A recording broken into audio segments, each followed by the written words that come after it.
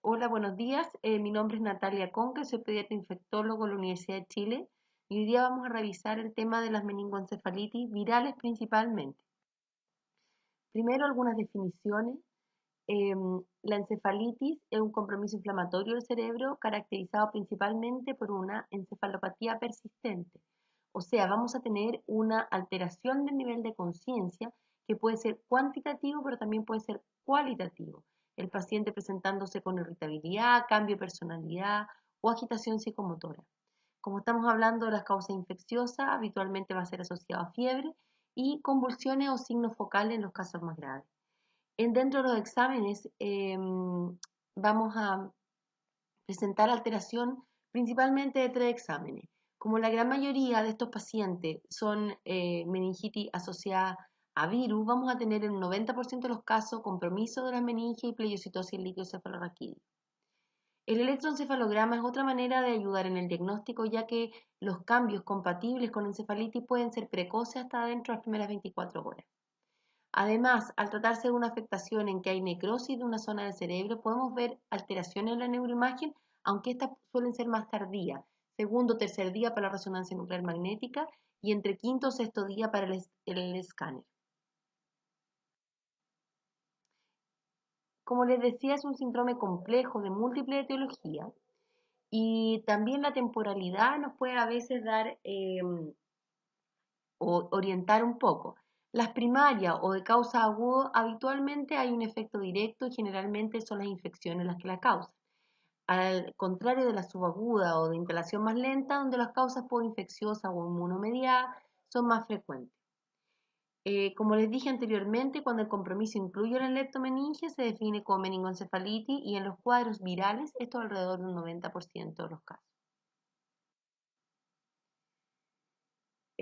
Al hablar de causas infecciosas, la gran mayoría son de virus y en Chile la gran mayoría de las encefalitis corresponden a enterovirus, entre un 60 y un 90%. Otras causas, como el herpes simple tipo 1 o 2, que pueden causar encefalitis, son menos frecuentes, pero tremendamente graves y pueden llevar a la muerte. Varicela zoster, en la medida que hemos empezado a tomarlo mediante los distintos kits y a buscarlo, hemos encontrado que puede producir compromiso del sistema nervioso central, ya sea durante la enfermedad o después de la enfermedad, de forma variada, desde meningitis virales sin mayor compromiso y de buen pronóstico, hasta vasculopatía cerebral y vasculitis con alta mortalidad. Como ustedes van a ver, en la mayoría de las etiologías existen estos arbovirus, que son virus que en Chile no tenemos, que son transmitidos principalmente por mosquitos, pero que sí dan cuenta de la encefalitis en pacientes eh, más bien del Caribe y otros lugares de Latinoamérica. Dentro de las causas agudas no virales podemos tener bacterias, hongos, parásitos y otras.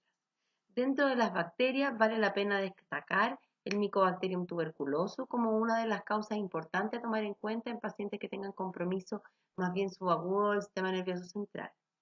Pacientes inmunocomprometidos podemos encontrar Cryptococcus neoformans y en otras latitudes Histoplasma capsulatum, que son dos hongos que pueden afectar el sistema nervioso central. En cuanto a los parásitos, vale la pena descartar Naegleria. Naegleria es una ameba de vía libre que vive en cursos de agua de poco flujo y que en general afecta a pacientes inmunocompetentes, produciendo una encefalitis con muchísimo edema cerebral y que lleva a la muerte en la mayoría de los casos. Otras causas como carcinoma, vasculitis o incluso reacción adversa a fármacos también deben ser consideradas. Dentro de los agentes virales de mayor frecuencia encontramos enterovirus y dependiendo de la edad a la cual nos referimos podemos encontrar herpes 1 y 2 también como una causa importante. Otros virus como parotiditis, varicela zoster, incluso virus respiratorios como adenovirus, parainfluenza, influenza, también pueden afectar al sistema nervioso central. La encefalitis por virus de Epstein-Barr es francamente rara y la vemos en inmunocomprometidos.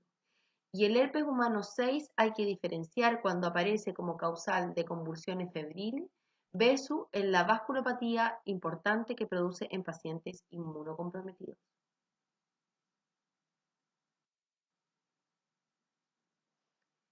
Aquí también podemos ver que cuando hablamos de niños pequeños, menores de 1 año, vamos a encontrar que herpes virus y la meningitis bacteriana son las primeras causas. En esta diapositiva lo que quiero comentarles es que los pacientes inmunocompetentes y los inmunocomprometidos tienen una etiología que es muy variada. Por ejemplo, en este trabajo podemos ver que herpes virus corresponde a un 22% de los pacientes estudiados con encefalitis contra 3% de los pacientes inmunocomprometidos. Pero al irnos a otras causas como toxoplasma, Epstein-Barr, herpes humano 6, VIH, virus J6 y listeria, la verdad que solo comienzan a aparecer en pacientes inmunocomprometidos. Desde el punto de vista de la patogenia, como esta es una enfermedad de múltiples causas, va a depender del agente causal que tengamos. Muchos pueden tener replicación en la mucosa digestiva, en la piel, como por ejemplo el caso de herpes, o en las vías respiratorias. Y en general, en la mayoría de los casos, se va a producir una viremia primaria con diseminación axonal y luego una viremia secundaria del sistema retículo endotelial.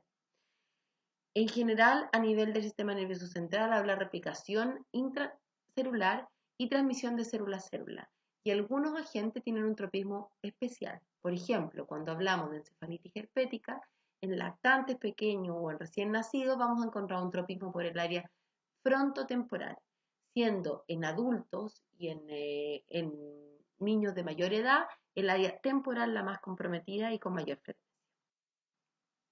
Como podemos ver en esta diapositiva, va a haber edema, congestión vascular, lisis neuronal, neuronofagia, infiltrado inflamatorio y lesiones hemorrágicas y necrosis. Es por esto que al ser un cuadro tan severo, el cambio de conducta debiera ser, digamos, persistente en el tiempo y además los exámenes como el electroencefalograma son precoces en detectar. En cuanto a las manifestaciones clínicas, el neonato y lactante dará síntomas inespecíficos, siendo más específico en escolares y adolescentes. Es difícil inicialmente diferenciar meningitis de meningoencefalitis. En general, cuando hablamos de convulsión o compromiso de conciencia, es más tardío en la meningoencefalitis. Es más tardío en la meningitis de causa bacteriana o incluso de causas virales que evolucionan mal, siendo en meningoencefalitis el compromiso de conciencia y el compromiso convulsivo mucho más precoz. En lactantes vamos a tener fiebre, rechazo a alimentación, irritabilidad, letargo y eventualmente mala perfusión o en que el paciente se vea enfermo.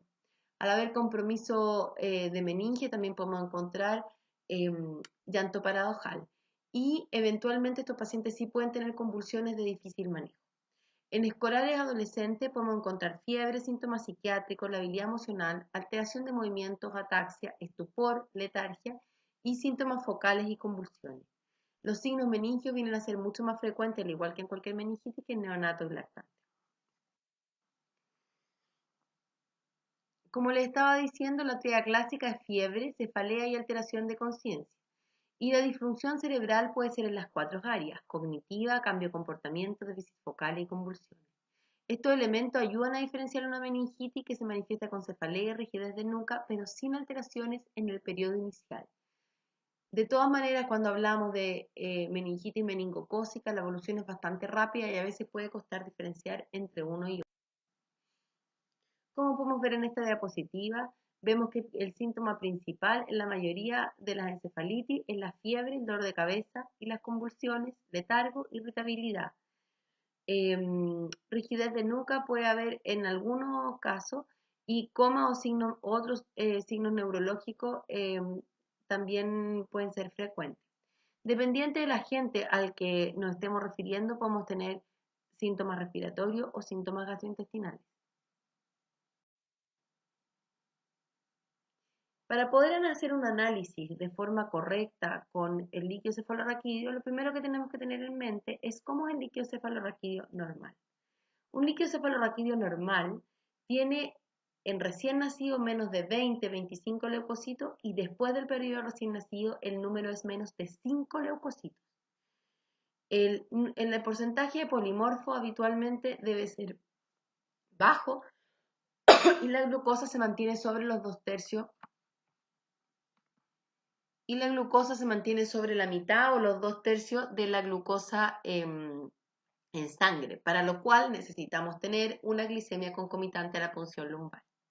Las proteínas pueden estar elevadas en recién nacido, sobreponiéndose los números de proteína alterados con los normales, cuesta más hacer el diagnóstico, pero se mantienen bajo 20 en general en pacientes con una punción lumbar normal. En general, cuando uno toma una punción lumbar, ustedes deben recordar tomar al menos 3 tubos, uno para citoquímico, otro para cultivo y uno para biología molecular para poder optimizar el diagnóstico etiológico. Esta tabla comparativa es importante también que la tengan en cuenta. Estamos hablando que es la manera a veces de diferenciar antes de que lleguen los exámenes etiológicos entre una meningitis bacteriana, viral, micobacteria o sífilis. En general, en la meningitis bacteriana, si bien puede haber rango sobre 100 células, habitualmente podemos ver sobre 1000. Y los niveles de leucocitos, el líquido cefalorraquídeo en la meningoencefalitis o meningitis virales es mucho más bajo. Los polimorfos en general son altos, sobre el 50% y pueden llegar a ser sobre el 80% de la meningitis bacteriana, siendo las virales principalmente de predominio mononuclear. La glucosa, como les digo, se mantiene normal en la meningitis y meningoencefalitis virales y puede estar baja en la meningitis bacteriana, principalmente dada por el metabolismo anaerobio en el que entra el cerebro por inflamación. Las proteínas también van a estar muy aumentadas en la meningitis bacteriana y como les dije anteriormente, el mayor problema es evaluarlo en recién nacido, donde a veces se superponen ambos valores. La tinción de Gram, obviamente que va a estar negativa en los virus y en las bacterias va a ser positiva. Y el cultivo en general tiene un rendimiento que va desde un 20% si el paciente recibió algún antibiótico hasta un 90% si el paciente no ha recibido nada. Obviamente los virus son mucho más difíciles de cultivar y el cultivo tiene un rendimiento muchísimo más bajo. Pero en los últimos tiempos se ha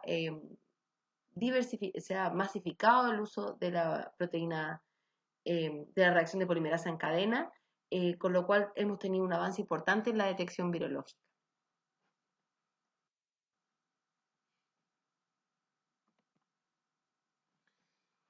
El estudio por reacción de polimerasa en cadena en realidad ha sido el método de elección para las infecciones virales y en general hasta la aparición de los kits múltiples requiere un alto grado de sospecha. Tiene una alta sensibilidad y especificidad y como les digo, estas kits múltiples que han aparecido últimamente permiten estudiar varios agentes juntos, por lo tanto podemos tener dentro de pocas horas un resultado etiológico que ayuda en el manejo de estos pacientes que en general pueden ser bastante críticos. Si ustedes analizan la sensibilidad y especificidad de forma individual de las PCR, vemos que para herpes 1 y 2 tenemos muy buenos exámenes y al igual que para citomegalo, virus varicela zoster, virus Epstein-Barr y enterovirus. La única cosa que hay que tener en cuenta cuando uno tiene este tipo de estudio es que en general lo que necesita detectar es RNA o DNA del virus en cuestión. Los enterovirus tienen un RNA que es bastante lábil, por lo tanto, si ustedes queda el líquido cefalorraquídeo a temperatura ambiente más de 24 horas, es probable que no logren rescatar el RNA. Por lo tanto, al realizar una punción lumbar y tanto esfuerzo que requiere para todo y para el paciente en cuestión, recuerden siempre guardar un tubo refrigerado y procesar lo antes posible. Si no tienen capacidad o deben enviarlo a alguna otra parte, deben congelarlo idealmente a menos 80 grados Celsius o menos 20 grados Celsius en su defecto para que se mantenga este RNA.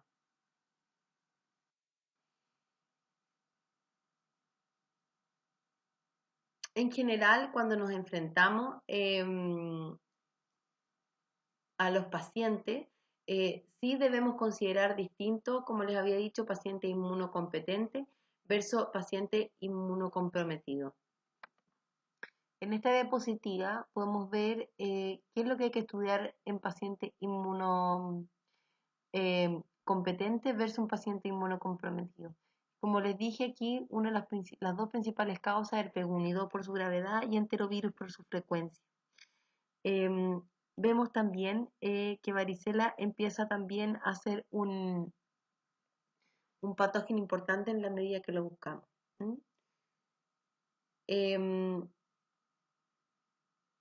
Cuando uno va en una segunda línea, recuerden que el virus del VIH puede producir encefalitis más bien crónica y el Epstein-Barr eventualmente en pacientes que no sepamos que están inmunocomprometidos.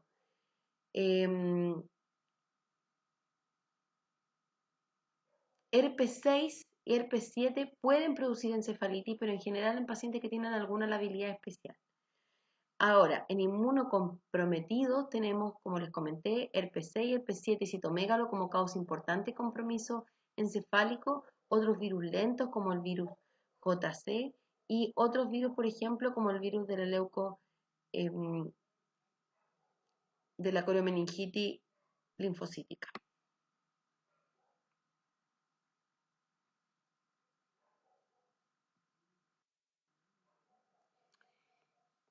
Esto quiero mostrarles un test de FilmArray, que es una de las cosas que ha venido a cambiar un poco cómo se hacía el diagnóstico de la meningitis y meningoencefalitis virales. Fue aprobada la FDA en 2012. Estos tests son test que se pueden hacer uno detrás del otro, por lo tanto, si uno tiene, no sé, uno podría pensar que por qué no hacen algo así para el coronavirus. La verdad que si uno tiene estos test, tú puedes hacer uno por el rato. ¿Qué ventajas tiene? Que tiene un tiempo de hacerse muy corto, que va alrededor de 1 hora y media más o menos. La segunda cosa que tiene es que tiene muy poca, necesita muy poco operador, digamos. El operador no tiene que ser una persona que sepa mucho, porque están hechos para hacerse en el lugar de, fueron hechos para hacerse en lugar al lado de la cama del paciente y en hospitales de campaña, a veces por sargentos de salud, no que tenga mayor preparación. Lo que tiene este puerto donde uno pone aquí, pone la muestra y aquí pone un buffer de hidratación y esto acá adentro ocurre toda la magia. Hay la lisis celular, ocurre la purificación de DNA y dos tipos PCR distintos. La gracia que tiene es que de una sola muestra y en poco tiempo podemos evaluar las bacterias principales productoras de meningitis y la mayoría de los virus que producen meningitis y meningoencefalitis. Herpes 1, herpes 2, varicela, Epstein-Barr, enterovirus, citomegalo. Y las levaduras como el criptococo que pueden producir meningitis en pacientes con VIH. En cuanto al electroencefalograma y las imágenes, principalmente vamos a ver lentificación difusa, aumento de la amplitud de la actividad de fase y focalización. Como les digo, tengan esto en cuenta porque si uno a veces tiene duda del paciente porque ha seguido con compromiso de conciencia, el hallazgo es bastante precoz.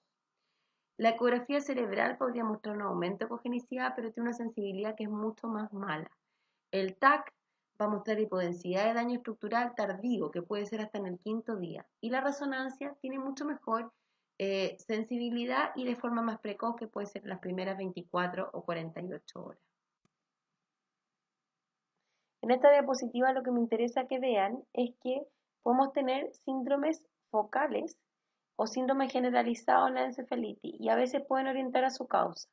Vemos que cuando tenemos alteración del lóbulo temporal, los principales causas virales es el herpes simplex, pero también puede ser varicela zoster o enterovirus. Cuando hay compromiso cerebral tenemos Epstein-Barr, enterovirus, rotavirus, pero también puede aparecer adenovirus y virus hepatitis C. Movimientos extrapiramidales talámicos de los ganglios basales pueden estar asociados a virus respiratorio, enterovirus, herpes o varicela zoster. Cuando hablamos de cosas, de patrones generalizados, podemos ver que las convulsiones intratables pueden estar asociadas a enterovirus, lo que nos da un rango desde encefalitis de muy buen pronóstico hasta de muy mal pronóstico. Herpes simple, herpes 6 y también adenovirus.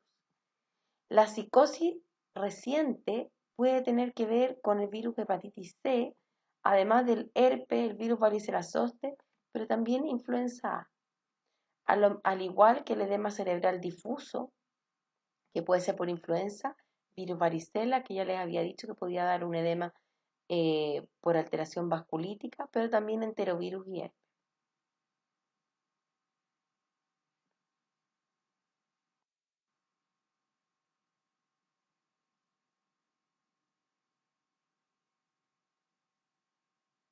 Esto ya lo habíamos visto en la diapositiva anterior y son imágenes de resonancia nuclear magnética en donde se pueden ver las alteraciones importantes que uno logra evidenciar por este examen.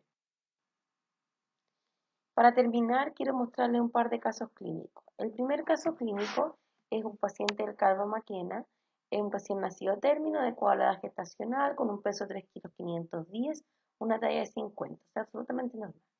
El parto fue por cesárea y la paciente tenía un estreptococo, la madre del paciente era portadora de estreptococo galacti. El cuadro se inicia a los 25 días de vida con movimiento mioclónico del hemicuerpo izquierdo.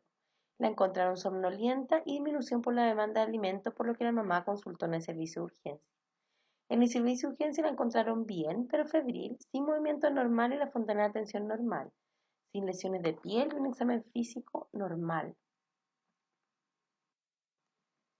Pero de forma rápida evolucionó con una frecuencia cardíaca normal, pero volvió a tener respiración irregular, una piel reticulada y movimientos mioclónicos de mi cuerpo derecho. Para que ustedes se den cuenta, los temblores ceden a la contención. Estos movimientos que hacía la guagua no ceden a la contención. Desde el punto de vista de la temperatura, se encontraba febril.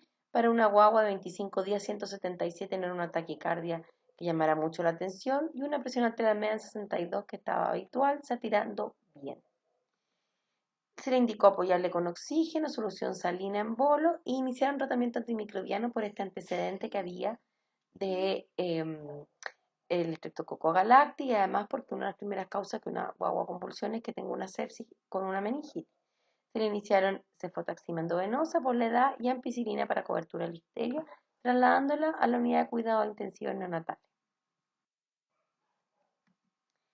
El laboratorio del primer licocefalorraquídeo muestra una glucosa de 39, que estaba baja, una proteína en 83, que puede ser normal para un niño de esta edad, cero leucocitos, cero eritrocitos, y se le realizó una PCR individual para herpes 1 y 2, negativo. El niño llevaba solo 12 horas de inicio de los síntomas. Los leucocitos eran 6.800 con predominio linfocítico, un hematocrito de 40, una PCR de 0, leve aumento de la bile indirecta, un examen de orina normal y una radiografía de tórax normal. A las 24 horas de evolución comenzó con una nueva crisis convulsiva y fiebre. Le repitieron el estudio y con muy buen ojo el neonatólogo le agregó aciclovir 60 miligramos por kilo por día. Hicieron un TAC de cerebro a las 24 horas de evolución prácticamente, que estaba normal, y un electroencefalograma que mostró lentitud hipovoltada difusa con ocasionales paroxismos multifocales. Se indicó fenobarbital y ya se fueron a buscar los cultivos que a esa altura estaban negativos. Se le realiza una nueva punción lumbar que muestra una glucosa normal, proteínas levemente más altas y leucocitos que habían aumentado a 190 con 170 eritrocitos. La fórmula diferencial mostraba predominio mononuclear y la PCR para herpes 1 y 2, nuevamente negativa, a las 24 horas de evolución del cuadro. El paciente persistió febril con compromiso de conciencia y postura anormal y crisis crónica, por lo cual el médico de turno, que ya había iniciado aciclovir el día anterior, solicita una tercera punción lumbar a las 48 horas de inicio.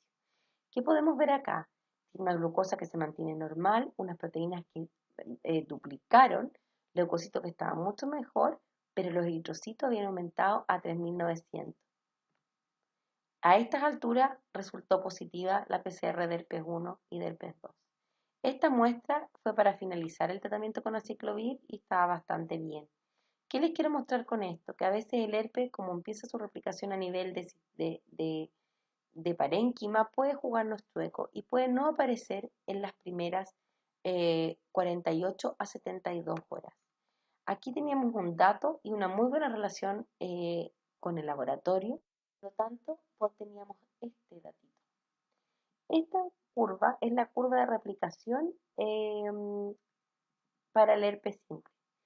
Y vemos que este es el control negativo y este es el control positivo. Nuestra primera muestra no estaba igual al control negativo, tenía una replicación pequeña, bajo el límite de detección, pero había replicación.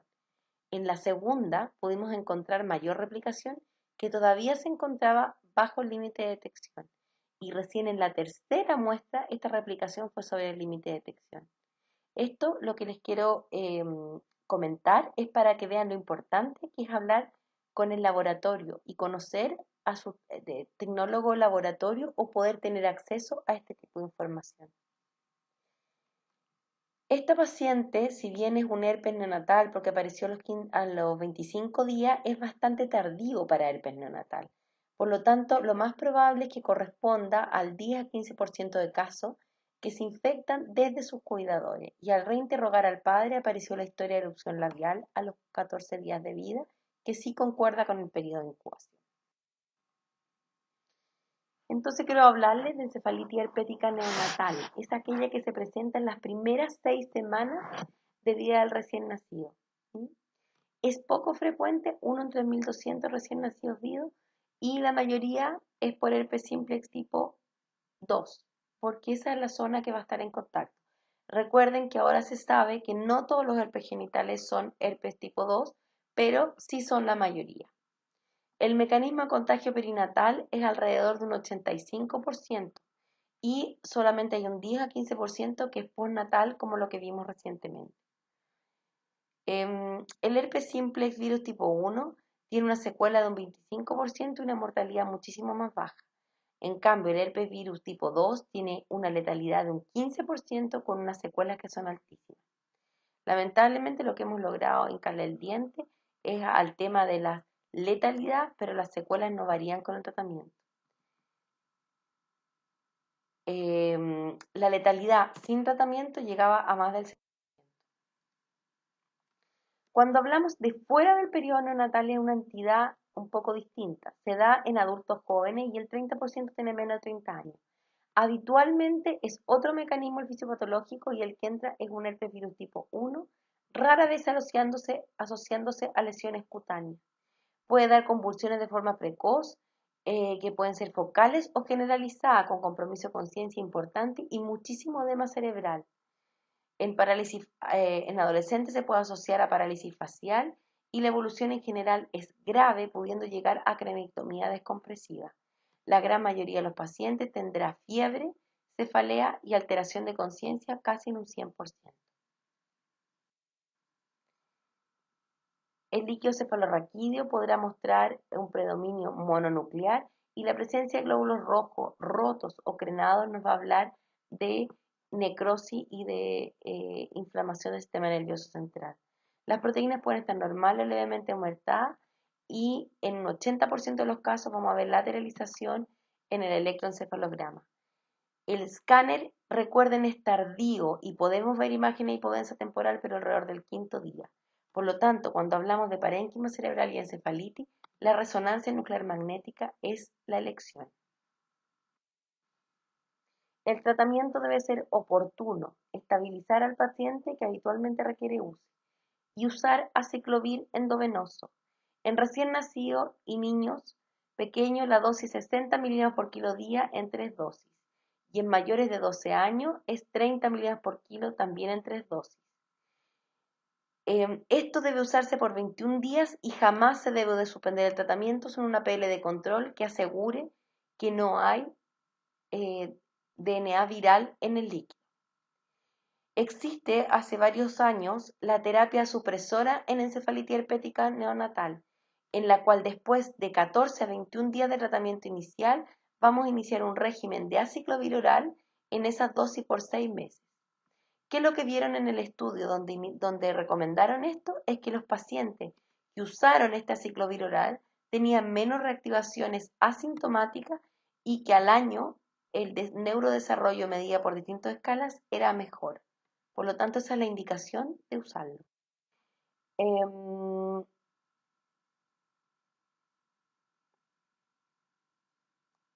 Es un paciente sano de 5 años con vacunas al día y el cuadro clínico es una cefalea de un mes de evolución intermitente nocturna y matinal, pero 2 días previo al ingreso aumentó la intensidad de la cefalea, se asoció a vómito, compromiso del estado general y fiebre.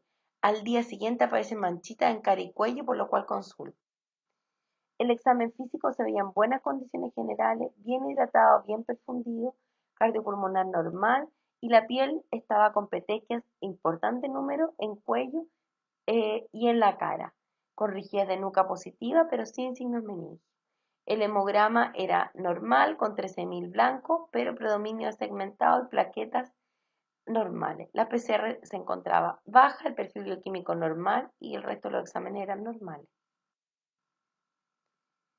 La punción lumbar dio una glucosa 65 con proteínas de 12 y con muy pocos glóbulos rojos, glóbulos blancos, con un gram sin bacteria en cultivo negativo. Este paciente se presentó con su compromiso con ciencia en un periodo donde había muchísimo enterovirus y la PCR líquido cefalorraquídeo dio positivo. Es la causa más frecuente el enterovirus es la causa más frecuente de meningitis aséptica estacional y eventualmente puede haber compromiso también de conciencia que lleva a una encefalitis. Se asocian con mayor frecuencia compromiso del sistema nervioso central los virus ECO que están dispuestos ahí y los virus Coxsackie. Y es más frecuente en la temporada de verano y otoño.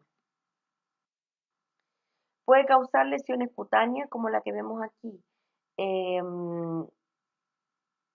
Y también puede haber miocarditis asociada. La PCR es la reacción de polimerasa en cadena, es el procedimiento de elección que permite el diagnóstico con buena sensibilidad y especificidad. Y no específico. Otra causa de encefalitis es la por herpes 6, en que podemos tener fiebre, exantema, convulsiones, meningitis y encefalitis. Como ahora lo detectamos más en pacientes que tienen convulsiones asociadas a fiebre, convulsiones febriles, a veces cuesta definir, pero si el paciente se encuentra en buenas condiciones y no hay compromiso de conciencia sistemático, lo más probable es que no se dé a una encefalitis, sino a convulsiones asociadas a fiebre y que no requiera tratamiento. En pacientes inmunocomprometidos, donde haya gran compromiso encefálico y vasculítico, lo que podemos usar es tratamiento con ganciclovir y foscarnet. Pero la verdad es que esto queda para los pacientes inmunocomprometidos y para inmunocompetentes que tienen déficit específico que van a hacer una infección severa por el P6. Entonces, en resumen, lo que les quiero comentar en esta presentación es que les queden estos siguientes mensajes para la casa. Que es un síndrome de múltiples causas, que siempre deben evaluar el contexto epidemiológico local, que las causas más frecuentes en Chile van a ser enterovirus y herpes simples, que el rango de gravedad puede ser variable, que el diagnóstico etiológico va a de necesitar ayuda de la reacción de polimerasa en cadena, porque por sí solo no basta, y que hay un alto grado de sospecha para iniciar un tratamiento adecuado y precoz. Muchas gracias.